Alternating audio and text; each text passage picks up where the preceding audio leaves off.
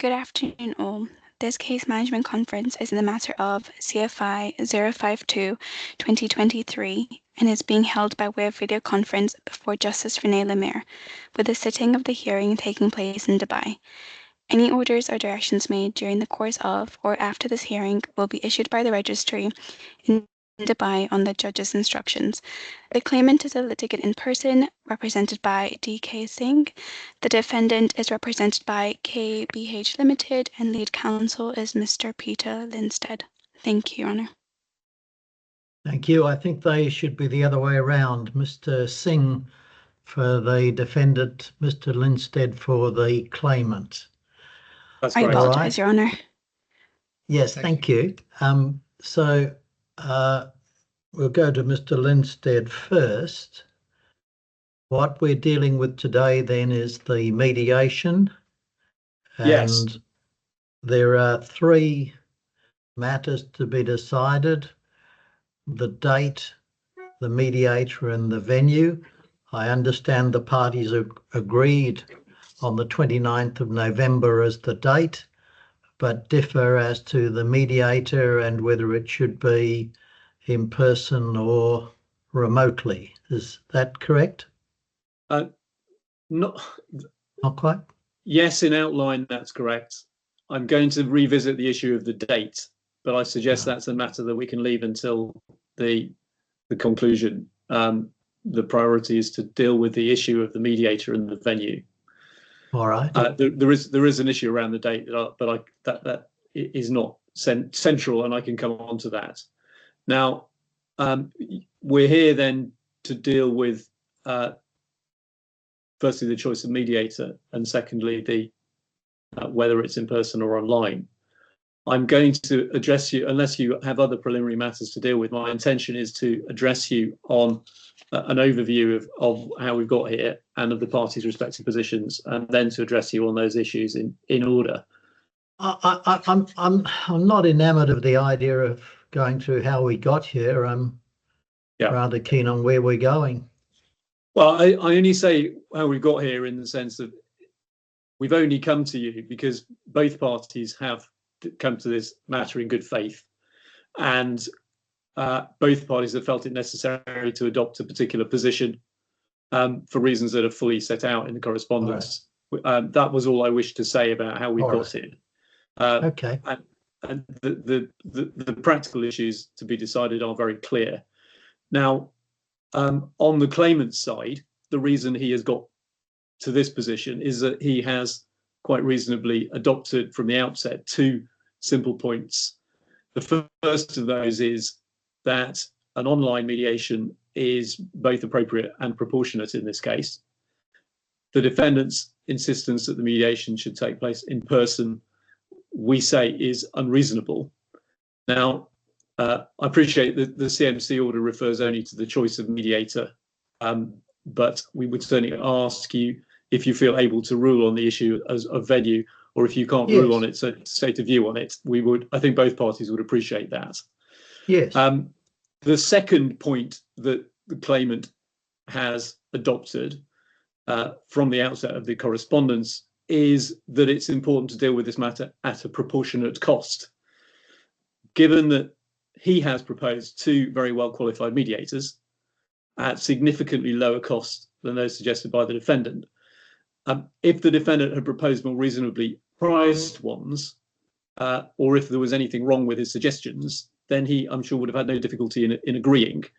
But to insist on much more expensive ones, we say is unreasonable, where there are equally well qualified, lower cost alternatives.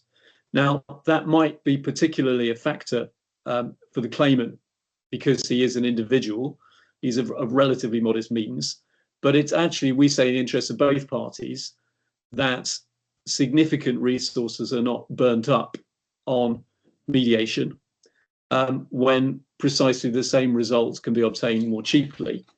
And I should say, although we're saying cost is a factor, I'm not suggesting at all that it is the only factor.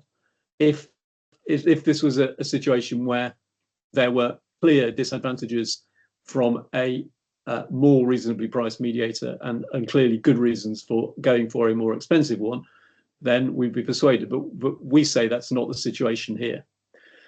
Now, in terms of the individuals, if I begin with that question before I come on to the venue question, each side has elected one mediator. You could see your role as simply deciding between them, although, of course, there are the other two options because each side ultimately nominated two, and I will briefly address those a little later. One thing that all four of these mediators have in common is they are all, or have all been, English barristers, and the significance of that is they're all based in the UK. They would all need to fly out to Dubai if there was going to be a live mediation. Well, let me just explore that for a moment. Where is everybody situated? Where is the claimant now? The claimant is in Dubai. Claimant's in Dubai as well. Yes, I'm in London, or at least in the UK. Yes, I was wondering whether it's cheaper to have the mediation in London.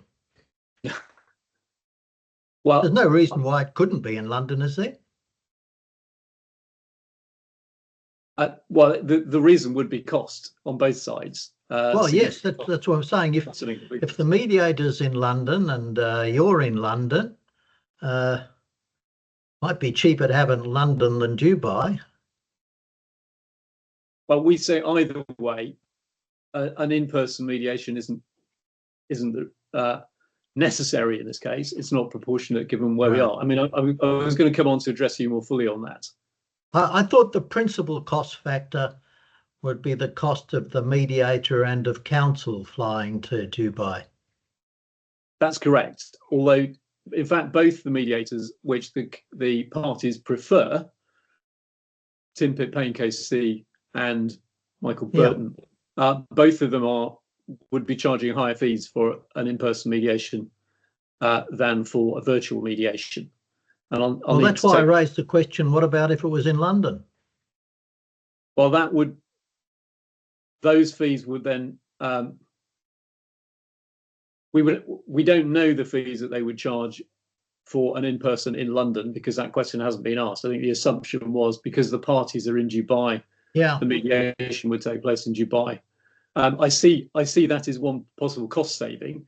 But we say the whole idea of having to fly either parties or counsel and mediator around the globe and all the attendant cost is simply unnecessary. Well, except as I say, I want you to seriously think about this because I thought the principal cost would be for counsel and mediators. For the claimant to travel to London and be accommodated for perhaps a night or maybe two would be much less, I would have thought. I mean, without trying to be smart about it, for example, he might be willing to travel economy rather than business class as mediators and counsel want to. And whilst I haven't looked it up, I would have thought the cost is relatively much smaller if he was to travel to London. All of that is on the assumption that I assumed that the mediator's fee for an in-person mediation would be in his hometown would be similar to that of an online mediation, but perhaps I'm wide of the mark there, I don't know. And similarly with counsel, I would have thought counsel's fees would be similar for a hometown mediation as it would be for an online mediation, but Your Honour, you may well be right about the fees. We haven't asked the question. We don't know what their charges would be. I agree that proposal would include cost savings. It would still involve parties having to travel around the globe, and indeed whoever the defendant wishes to take with it would need to travel as well. Well, we say all of that. I don't mean to be critical, but travel around the globe seems a bit of hyperbole. Well, forgive my language. The inconvenience of parties travelling from Dubai to London and all that brings with it, we say, again, is unnecessary. What's all that brings with it? I mean, Well, time. These days, it's not an enormous. I think with counsel and mediators, it is an extensive and expensive journey, largely because they would expect to travel business class. And the numbers go up. If they're to go to Dubai, there's at least one mediator and one counsel on your side. So far as Mr. Singh is concerned, would seem probably only the mediator because he's representing his firm. But whereas in London, it's just on your side, the claimant who I'd have thought, and I don't know what his connections are in England, but I would have thought he could make that a much less expensive exercise than bringing people to Dubai. But well, I assume from your reaction that nobody's turned their mind to this. It's fair to say that hasn't been canvassed. I think the assumption was because the parties were in Dubai that the mediation would need to take place in Dubai. I think on my side, my assumption, and this is only an assumption, is that the defendant may have wished more than one of its individuals to be present at the mediation, and it wouldn't be simply Mr. Singh. Now we haven't canvassed that. He'll have to address you on that. I accept that there are likely to be savings as compared with parties going to Dubai. I accept that is. I mean, none of these options are impossible. I haven't yet addressed you on why we say an in-person isn't necessary, because in any event, the in-person will still be a more expensive exercise, which will require a number of days, whether it's for the parties or the mediators, etc., to be travelling. And we say, well, except Mr. Linstead, I'm sorry to keep going on this, but the difference is, if you start looking at the proportionality of it, let me assume, and might need to be checked, that the online fee is the same as a fee in your hometown. Then by way of example, if I take, I'm looking at the table that I'm not sure, the claimant drew up a table in the emails, which I'm looking at. And on the first line, it gives Mr. Pitt Payne's fees. Yes. And that's £3,000 compared with £20,000 for coming to Dubai. It's the sort of proportion, I don't know what your fees would be, but we're into coming to Dubai, we're into the tens of thousands of pounds, whereas the claimant could travel and accommodate himself in London. I would have thought it may be £1,000. Yes, those are all entirely fair points. There is another cost involved, potentially. Again, this hasn't been canvassed. It may be necessary to find and pay for a venue. That is sometimes necessary for mediations if a free neutral venue is not available. And so whether it is in Dubai or in London, that is a potential further cost which could add some thousands of pounds. But that applies to either. But that is another factor in a face-to-face mediation, potentially. We don't know what the cost of that would be. Shall I perhaps address you on the online issue first, as we are dealing with that then? The defendant's position throughout has been that this should be an in-person mediation.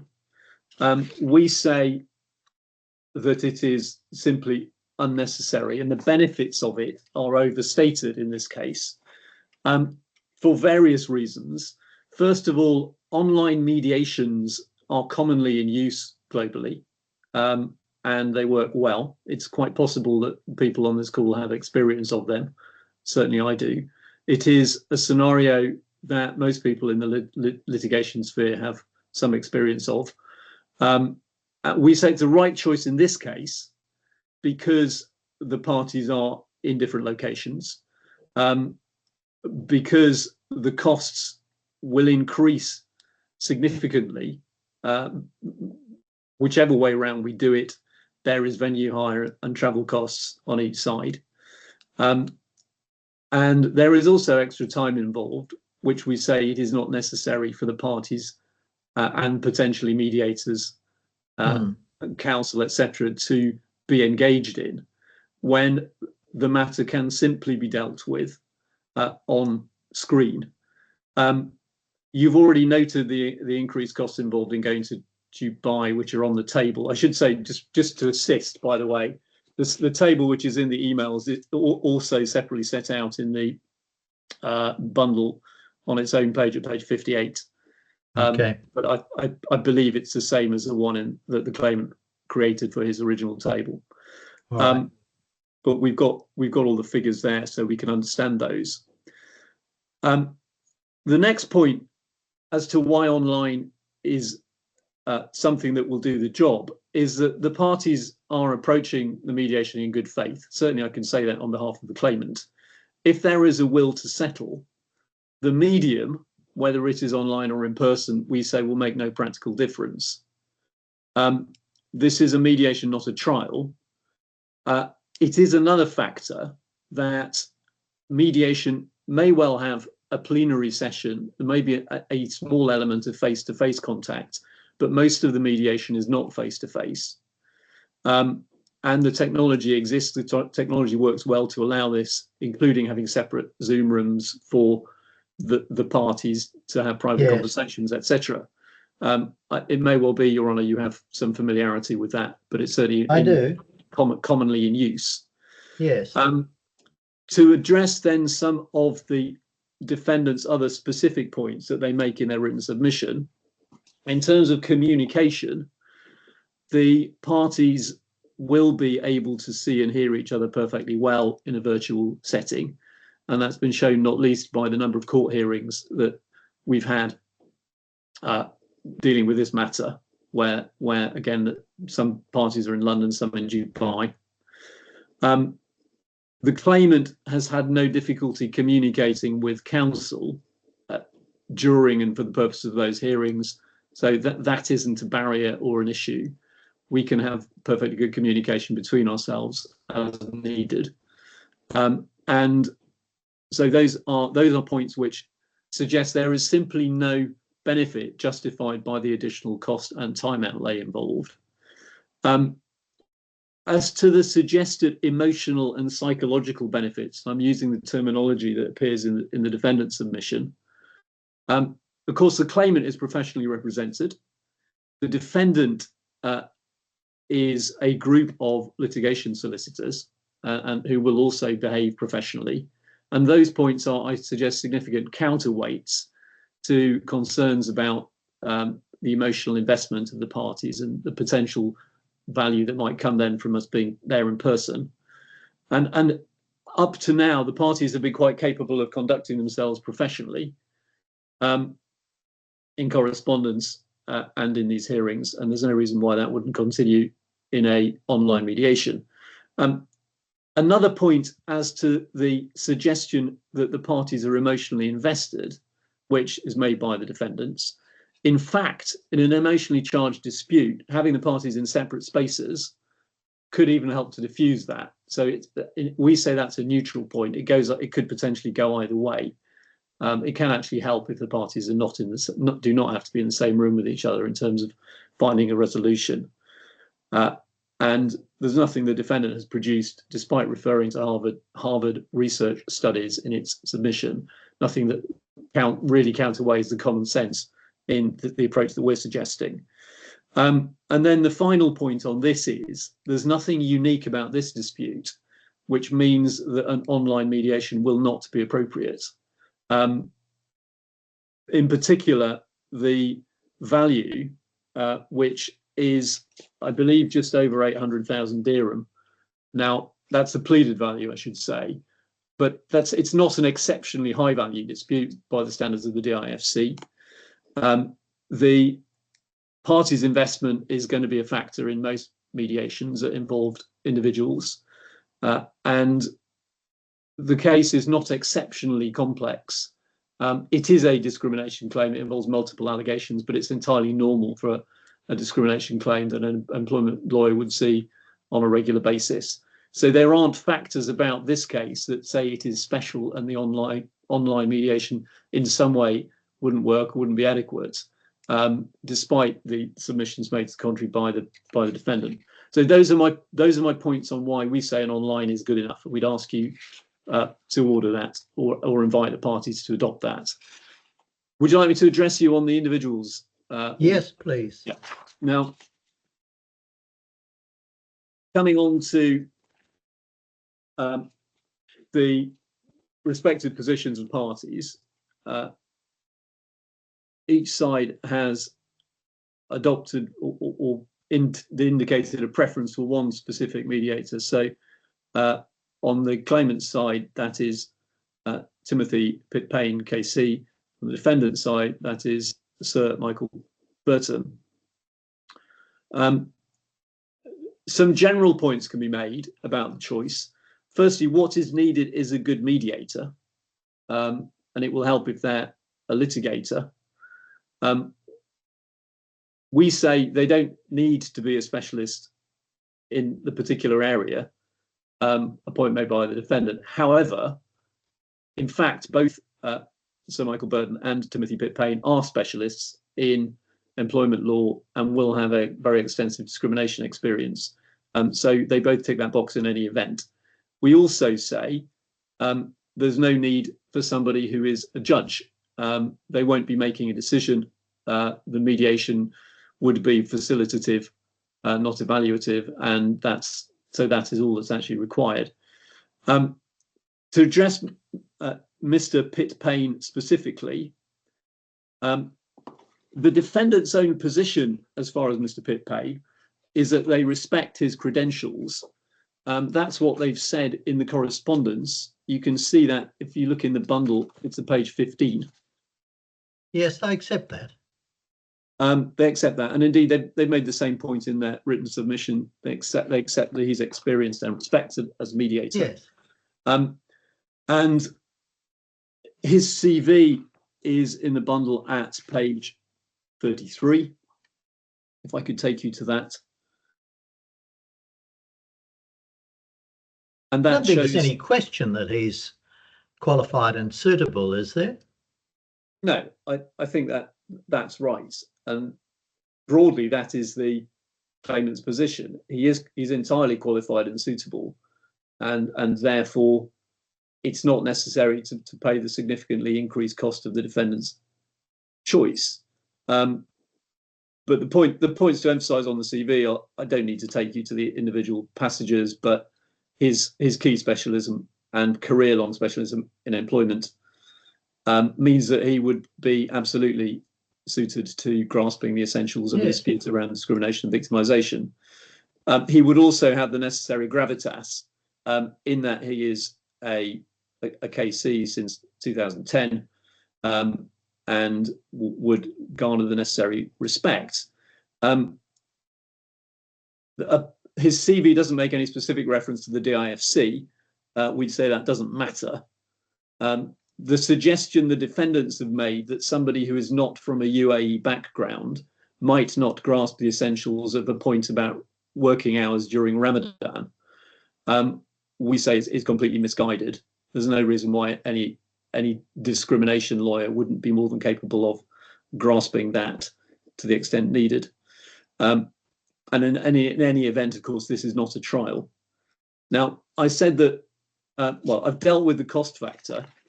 I accept it's not the only factor, but our point is simply that there's nothing suggested about Sir Michael Burton that would suggest that his fee, which for an for an online, and possibly an in-person in the UK, is more than 3 times higher than that being suggested by Timothy Pitt-Payne KC.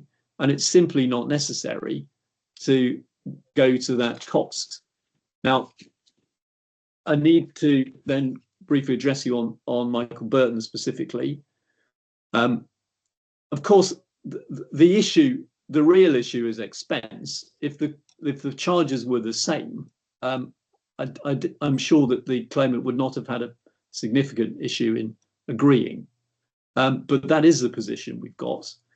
I fully accept that he has a very impressive CV as a judge.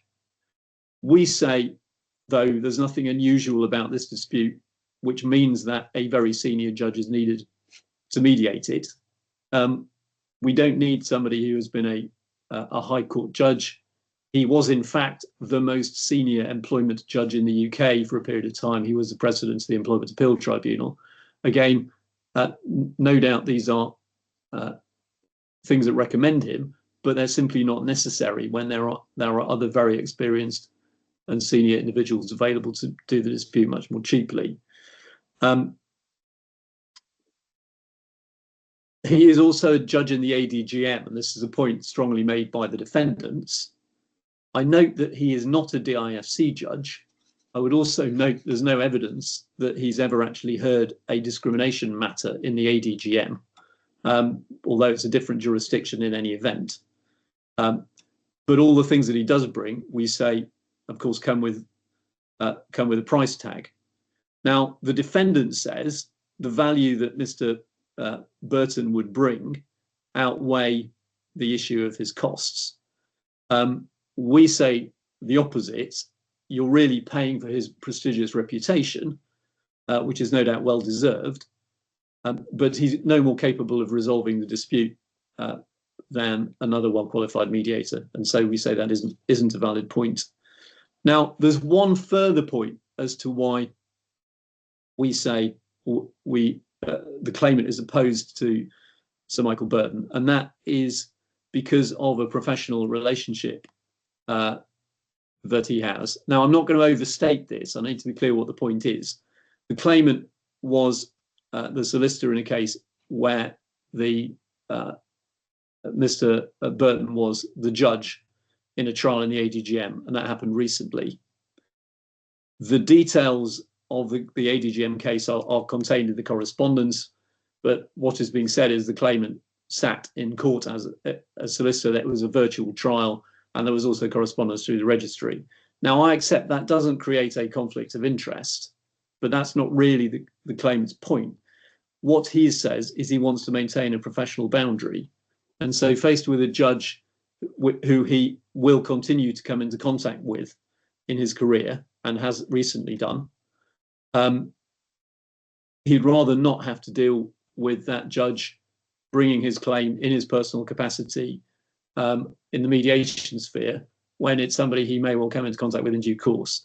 Now, that might not be a bar to Michael Burton acting, but it is a point the claimant is entitled to make, and which we say we'd invite you to take into account. So those are the mediators. There are two other options. If, for example, you were to decide that Tim Pitt-Payne was not appropriate, we would ask you to choose one of the two other mediators proposed by the parties in preference to Sir Michael Burton, specifically, again, for the same reason, which is cost, because yes, both are less expensive by a significant margin than Sir Michael Burton. In the case of Andrew Goodman, it's you'll have seen it's 3,500, regardless of venue. And in the case of Lawrence Kirshen, it's a figure of 7,000. Again, for all the same reasons, we would yes, ask you to err towards the less expensive one of those. Then, if I just briefly address you on those individuals, Andrew Goodman's CV is in the bundle. It's a page. Oh, I don't think I want to go to that yet. Very well, Mr. Lindstead. If we need to, we'll come back to it, but I don't think I need to go to that. Very well. I'll come back if I need to address you on those individuals. Yes. Back to their CVs in a moment. Your Honour, I think those are all my points on the central questions for you. All right, thank you. Mr. Singh.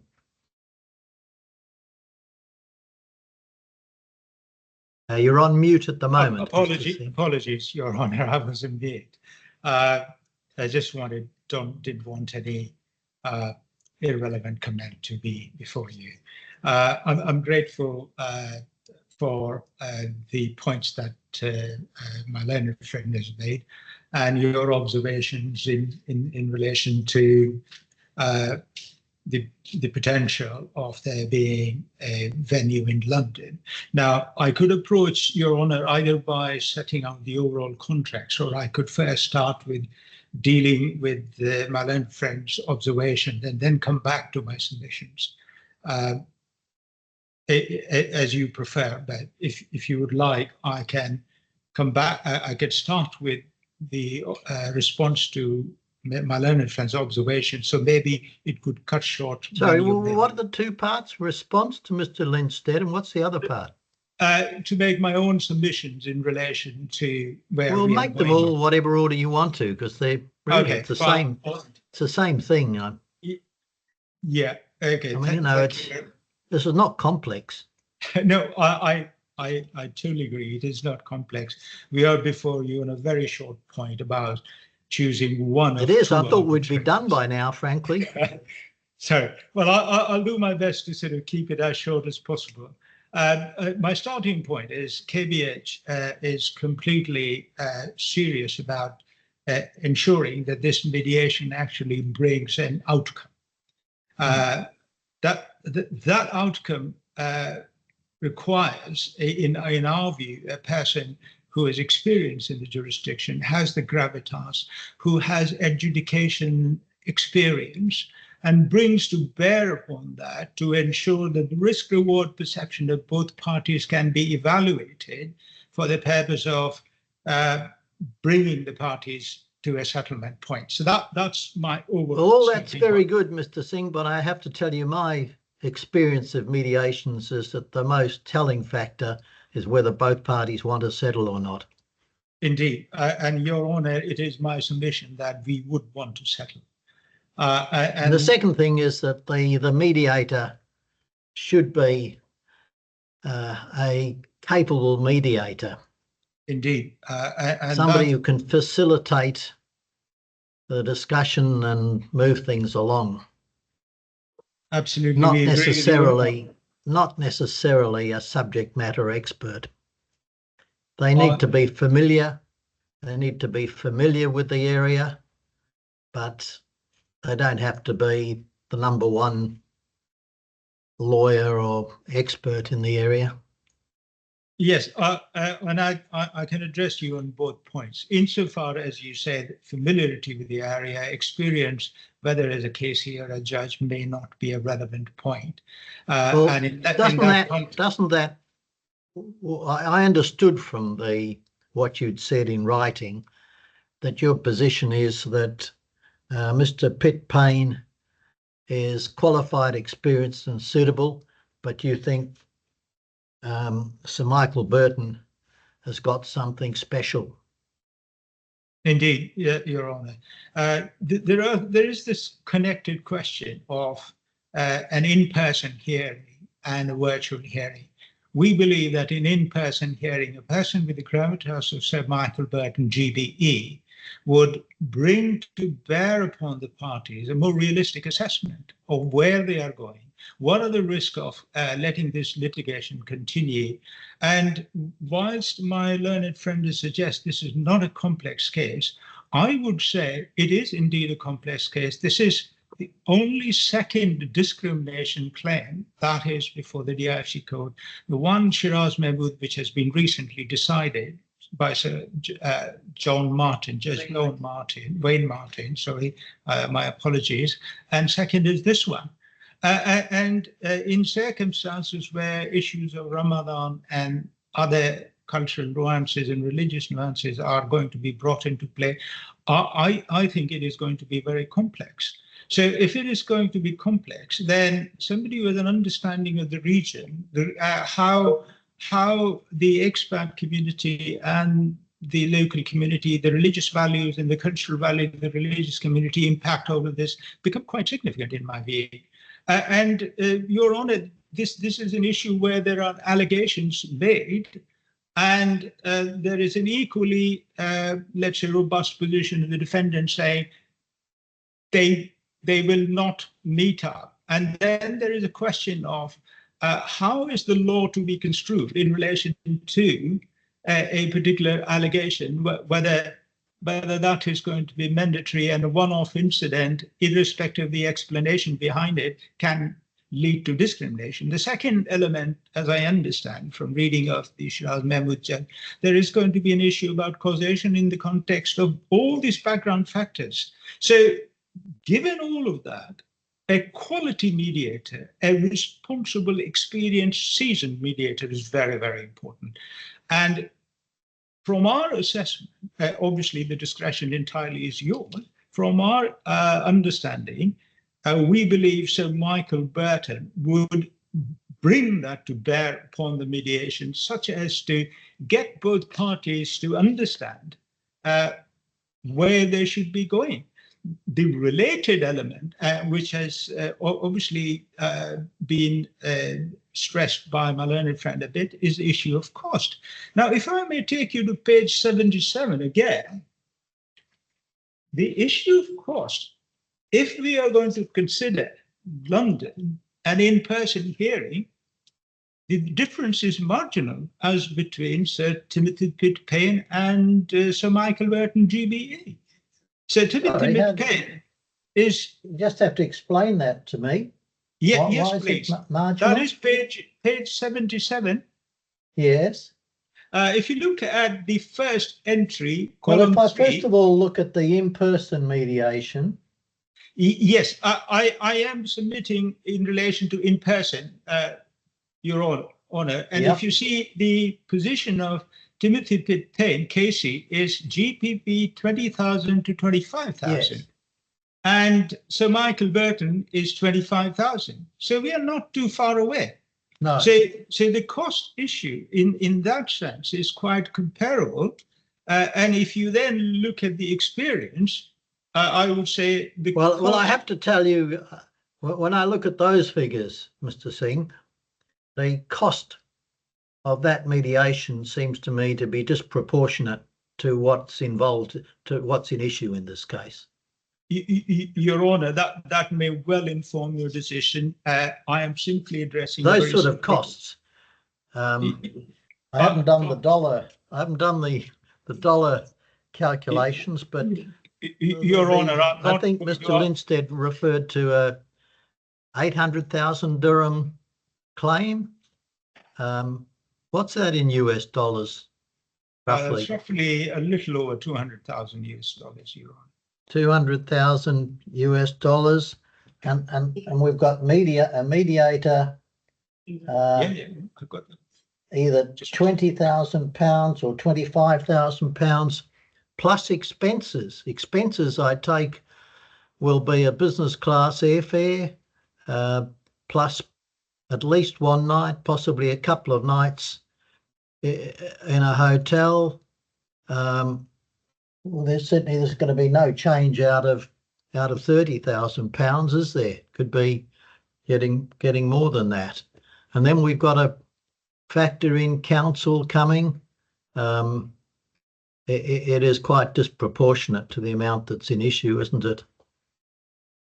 If Your Honour, if I was encouraged by one very effective and simple proposition by Ying, and that is, if this mediation was to happen in London, then these costs would be relatively equal, and the costs for the claimant, in effect, would mean that he has to neither bring over his counsel and nor the mediator, and that would simply mean... Well, I started that hair running, but I'm not sure I've got enough information to looking at it again.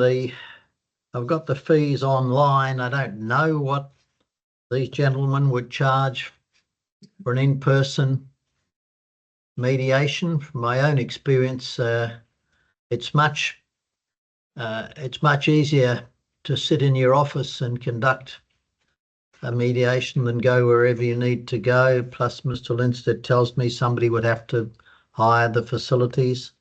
I think I'm probably not in a very good position to judge about those costs. If I may address you on some of these points. Insofar, the issue of whether this is going to be virtual or in person, you will have to be persuaded who is better off in relation to those arguments.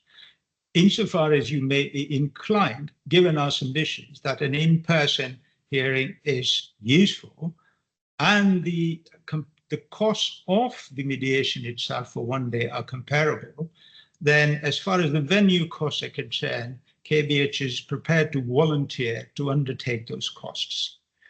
So which costs would you undertake? The venue of the mediation. Oh, the venue itself. costs. Yes, But so that brings no additional burden to the claimant. Right. And which would mean the claimant's costs would be limited to his airfare, potentially stay in London and back.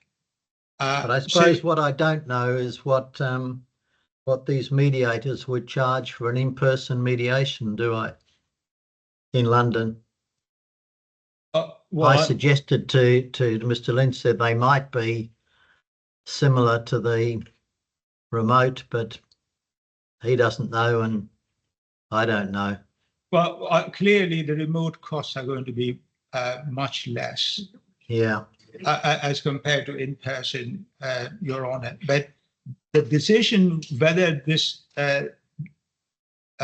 dispute is capable of mediation in person, or more effectively done in person, or more effectively done by way of virtual hearing, I can make my submissions on that.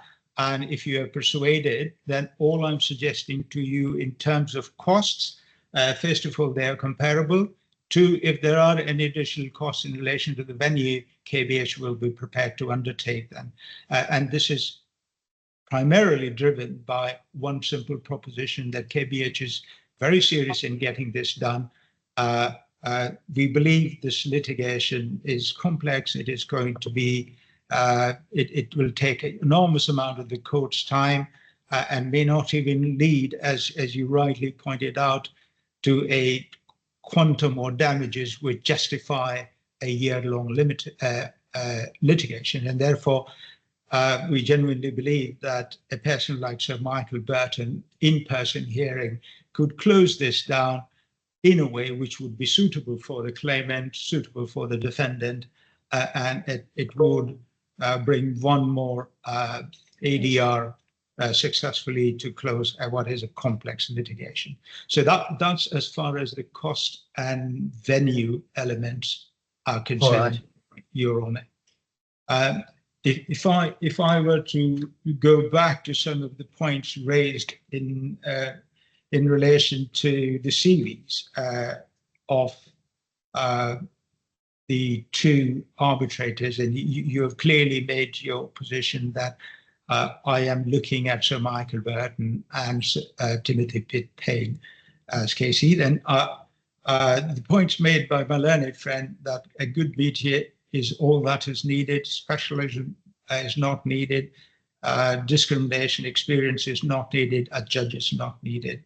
That may well be right in one sense, but my position is, given the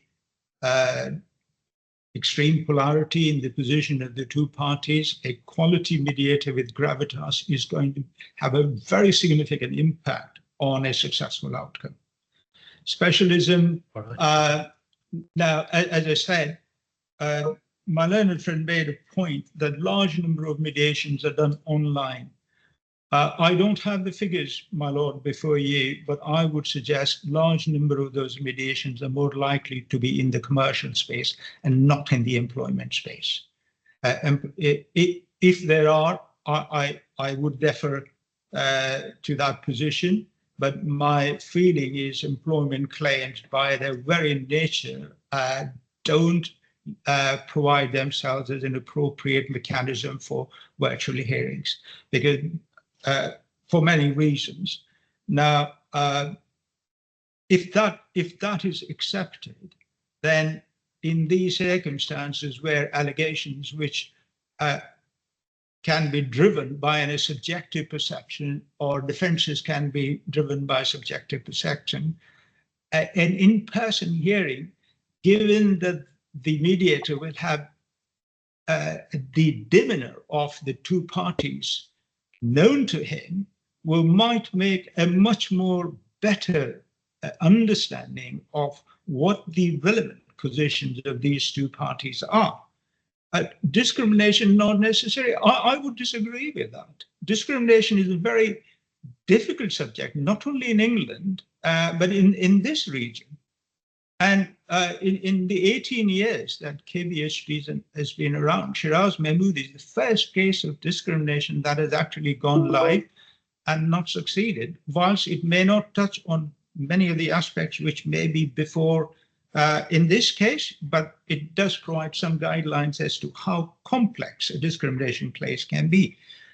Finally, a judge not needed. In principle, I agree. A mediator's role, mindset, and approach is not that the same of a judge. But on the other hand, I do believe a judge, in his capacity of ability to adjudicate between two parties, even on a quasi basis, can bring to bear upon the respective parties saying, look, I've seen your arguments and I've seen your arguments. This is the likelihood or prospect of success, whether in percentage terms or otherwise, and this is your risk. I am more likely, I believe, and as would the claimant, be more likely to accept that that evaluation is likely to transpire in the real litigation as more realistic. And therefore, if needed, the defendant would recalibrate its position in relation to any settlement offers that need to be made, or the claimant would recalibrate his position in relation to any demands that he may have. So that's my response to my learned friend's position as to the quality of the mediators. And if I can very briefly take you to Sir Michael Burton's CV. I don't think it's necessary. I think Mr. Lindstedt has told me something. I've read something about it. I accept that he's a very prominent I'm content respected judge and practitioner. I will move on, Your Honour. I think on that basis, you have sufficient knowledge. You will exercise discretion in the most appropriate way. Yeah. Now I will address two points which, let's say, affect the claimant. He has made 2 points that, one, from a reputational perspective, it would be difficult for him to appear before Sir Michael Burton in the future, and it would be better if if Sir Michael Burton was not the mediator in these circumstances. And the second point, which has not been elaborated any extensively, is referred to as conflict. Now, I'll deal with conflict first. Mr. Lindstedt said there's no conflict. He expressly said no conflict of interest. He really put it on the basis that the claimant feels uncomfortable about the matter because of his future career. I may have misunderstood, and my apologies, Your Honour. I will simply touch upon the issue of whether it would affect the claimant's position in relation to future hearings before the judge. My submission, Your Honour, is very simple. Sir Michael Burton is a consummate, experienced judge of several decades. This is not a position which would be unusual to him. The second point is, if I'm not mistaken, and it has been said in an email by the claimant, that he has not appeared, but he's a member of the team which appeared before the Honourable Judge. So if that be the case, I am a solicitor. On that basis, if I'm not really appearing before the judge, and even if I do appear before the judge, it does not generate any personal impression of my character or my ability or my position in relation to any claim that may be in the courts. So I genuinely do not believe that Sir Michael would be impacted by that factor. So I've dealt with those issues. rest of them, Your Honour, there are in my submissions, page 68 to 77. So if you require me to address any of the I think we've covered everything uphill, down Dale, and all around the woods, I think. Right. Sorry, with instructions, I may make two very small points. And that is, we are also prepared to offer airfare for I'm sorry, what did you say? We are prepared to offer airfare for the claimant to be in London if there's an in-person mediation to save costs. Is that regardless of who the mediator is? If it is an in-person hearing, our position is that we are not averse to Timothy Pitt-Payne being the mediator. So yes. I'm sorry, I didn't catch that. Yes. Sorry, it's irrespective of. It is, insofar it is an in-person hearing in London, then irrespective of Sir Timothy Pitt-Payne or Sir Michael Burton, that offer will stand. All right. All right. Thank you very much. My pleasure, sir. Your Honour, I have 2 points of instructions. Could I very briefly put those? Yes.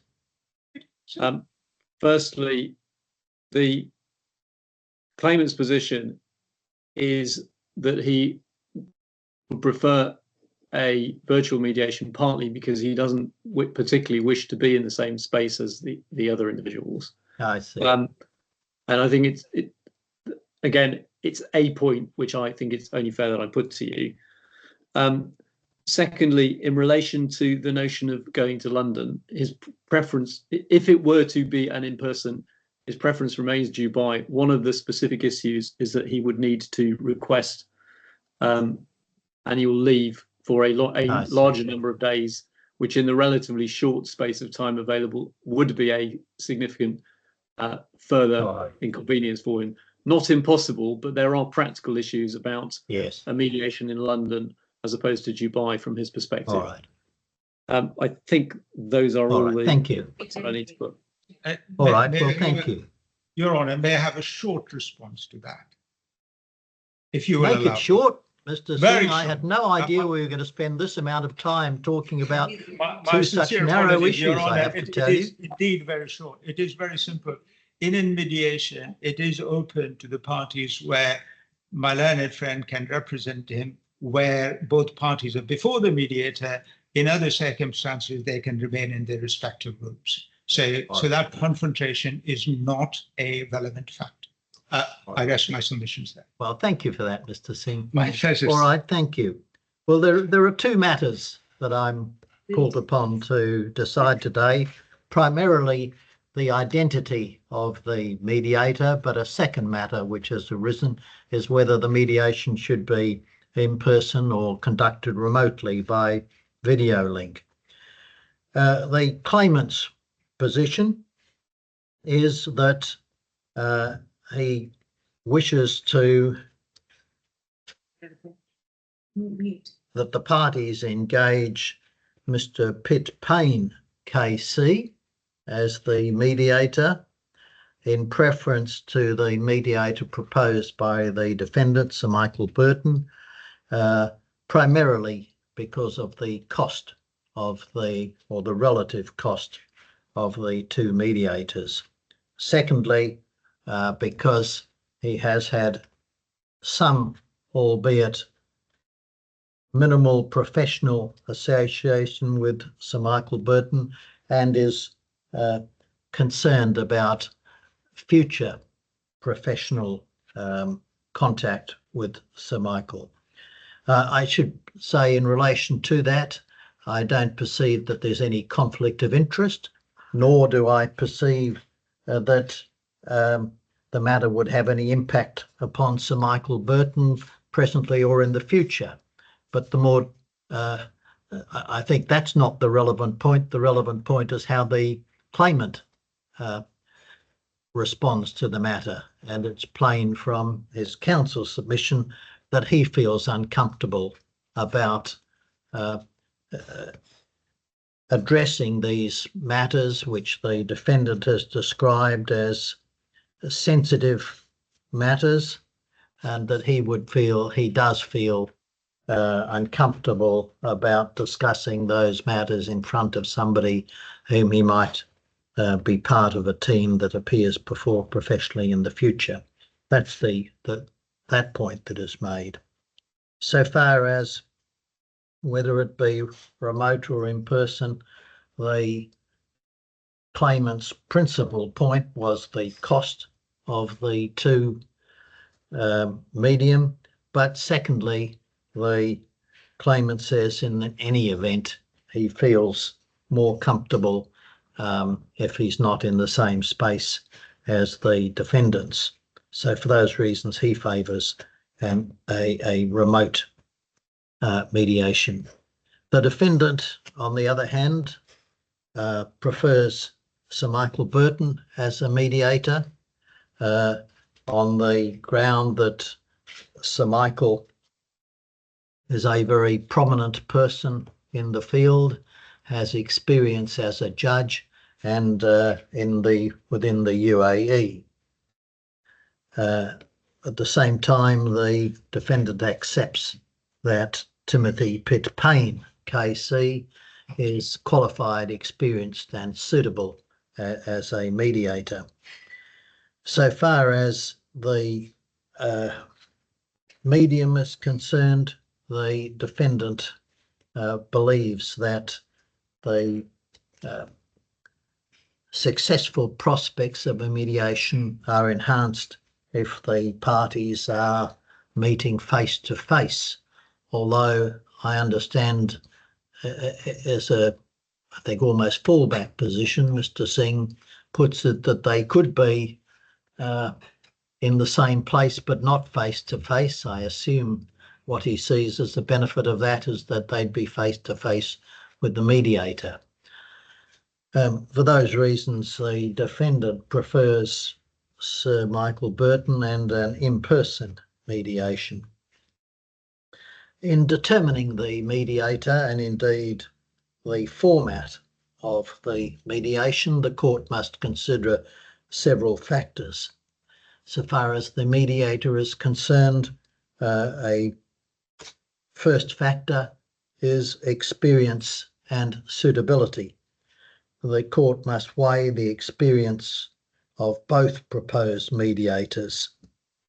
Whilst the defendant submits that its preferred mediator has more specific and special experience and expertise, in my view, the mediator proposed by the claimant is also experienced and suitable with particular experience in the employment discrimination areas and in mediation. A second factor to be considered, and in my view is critical in this case, is the questions of cost and convenience. The court must consider the costs associated with each mediator, including and venue, including travelling expenses. It's apparent from the figures provided by the parties that the mediator proposed by the defendant is significantly more expensive, and this weighs against choosing that mediator. The court must have regard to the proportionality of these matters. This is not a matter where the matter in issue is relatively large in dollars, although it is important and significant in its subject matter. But the quantum of the matters is relatively small compared with the fees that are proposed. A third factor is the question of efficiency and practicality. The court will assess the practicality of conducting the mediation in person versus by video. I have explored with the parties the possible costs and indeed the possibility of holding the the mediation in London. However, there are additional factors which I didn't initially include in that matrix, including the fact that the claimant would have to take additional days leave to go from Dubai to London. In a case where both parties are resident in Dubai, it would be exceptional to set the venue of the mediation in a place where neither of them are resident and against the wishes of one of them.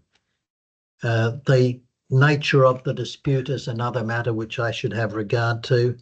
The matters, again, are important, but they're not some specifically commercially complex matter. They're going to require the parties to address the issues, to address the cost benefit of proceeding to trial or settling. They're going to have to look at the risks involved, the consequences of the matters. Those matters they will have taken legal advice on. They're represented by professional people, and both proposed mediators are well experienced in dealing with those matters and drawing to the attention of the parties. Given all of these matters, I take into account the matter which I consider to be most important is the question of cost, and it's proportionate to the matters in issue. For those reasons, I favour the appointment of Mr. Pitt Payne, whose fees are substantially less than those of Sir Michael Burton. Similarly, for the similar reason, and also for the fact that the alternative proposed, sorry, I'll start that again. I favour the mediation should be conducted by video. That is a matter which is commonplace these days. I don't see that there is any special factor in this matter which makes it unsuitable for a mediation by video. This is not one of those cases where there are multiple parties with a multitude of issues and documents that are likely to be referred to. It's a matter which is suitable to be conducted by video, and given all of the considerations which have been put before me, I consider that that's the appropriate course. Accordingly, I direct that the mediation should take place before Mr. Timothy Payne KC, and that it should be conducted by video link. Now, Mr. Linstead, you said at the outset that there might be an issue about date as well. I hope not. I'd hope that there was one matter at least that the parties could agree on. You're on mute. This is a point that I haven't canvassed with the defendant, but it became apparent when discussing matters with the claimant. The parties had agreed on the date, the 29th of November. There has been a hiatus of 3 weeks in this matter because inevitably when we referred the matter to the court on the 1st of November, we then had to wait for a hearing. The issue now is that we need to ensure the mediator is properly briefed and the various steps are taken. It is still possible on our side, difficult but possible on our side to do it on the 29th of November. However, I was proposing to invite the defendants to consider pushing the date back potentially into December, on the basis that the parties have to prepare and provide the mediator with whatever. All right, needed. well, I'm going to stop you there, Mr. Linstead. I live in hope that these parties will be able to agree about something, and I invite them to discuss the matter. If they don't agree on the date either, then that'll have to come back before me. It can come back before me on short notice, as long as it's 2 p.m. due by time someday. Thank you, Your Honour. I fully accept. I'm no doubt we will agree the date.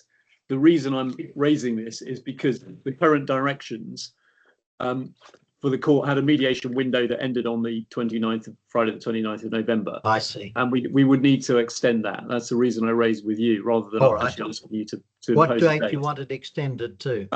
Well, could I suggest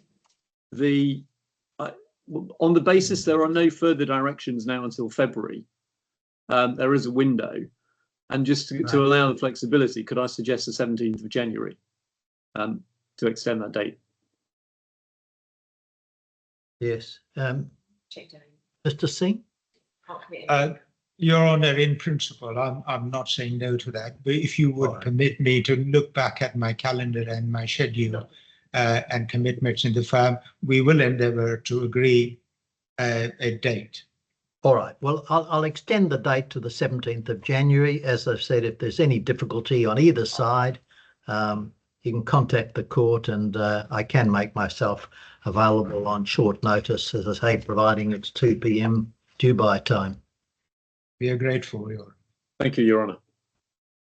All right. Now, so far as to the extent that it's necessary to address the question of costs, do parties seek that I make an order for costs? And I can tell you that if I'm asked to make an order for costs, the order for costs that I make will be costs in the case.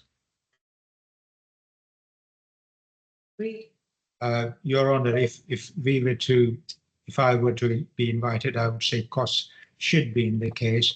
This is the CMC in relation to. I was just saying whether I make an order at all. But as said, unless somebody is going to say something dramatic, if I make an order for costs, it will be costs in the case. Okay, I'm fine with that, Honour. Okay, Mr. Linstead, what do you say? Should I make such an order or not make any order? If you please allow 1 moment, I'm just receiving a message on this point from my client.